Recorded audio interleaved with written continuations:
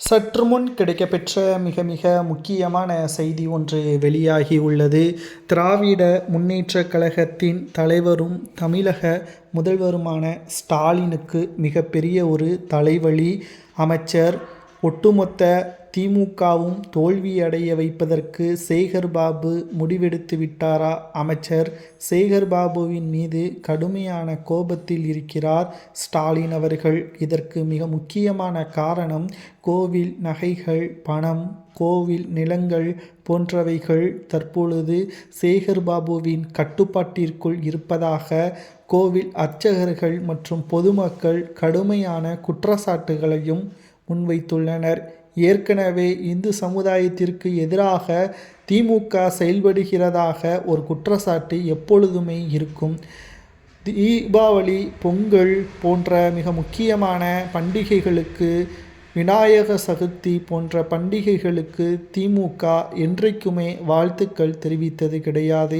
இதனால் தமிழக மக்கள் ஏற்கனவே திமுகவின் மீது கடுமையான கோபத்தில் இருக்கக்கூடிய நிலையில் தற்பொழுது அமைச்சர் சேகர்பாபு அவர்களது செயல்பாடுகள் ஒட்டுமொத்த திமுகவிற்கும் அவப்பெயரை பெற்றுத்தந்துள்ளது. கோவில் நிலங்கள் மற்றும் கோவில் நகைகள், பணங்கள் போன்றவைகளை கையாடல் செய்வதாக சேகர்பாபுவின் மீது புகார்களும் எழுந்துள்ளது.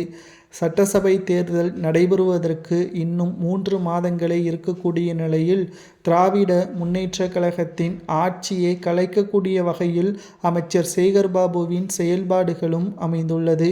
2026 சட்டசபை தேர்தலில் திராவிட முன்னேற்ற கழகத்தின் ஆட்சியை கலைப்பதற்கான முயற்சிகளும் தற்பொழுது அர்ச்சகர்களும் குறிப்பிட்ட சமூகத்தினர்களும் கள நிலவரப்படி சமூக வலைதளங்களில் திமுகவிற்கு எதிராகவே பதிவுகளையும் செய்து வருகிறார்கள். அமைச்சர் சேகர்பாபு அவர்களது இந்த செயல்பாட்டால் நீதிமன்றத்திலும் திமுக தலைகுனிந்து நிற்கக்கூடிய ஒரு சூழலையும் அமைச்சர் சேகர்பாபு உருவாகிவிட்டார். ஏற்கனவே அதிமுகவில் இதுபோன்ற தவறுகளை செய்ததன் காரணமாகத்தான் அதிமுகவிலிருந்து விலகி திமுகவில் இணைந்தார். திமுகவில் சேகர்பாபுவிற்கு முக்கியமான அந்தஸ்து கொடுக்கப்பட்டதன் காரணமாக அவர் தொடர்ச்சியாக திமுகவில் பயணித்து வருகிறார். 2021 சட்டசபை தேர்தலில் போட்டியிட்டு வெற்றியடைந்ததுடன் அவருக்கு இந்து அறநிலைத்துறை பதவி வழங்கப்பட்டது.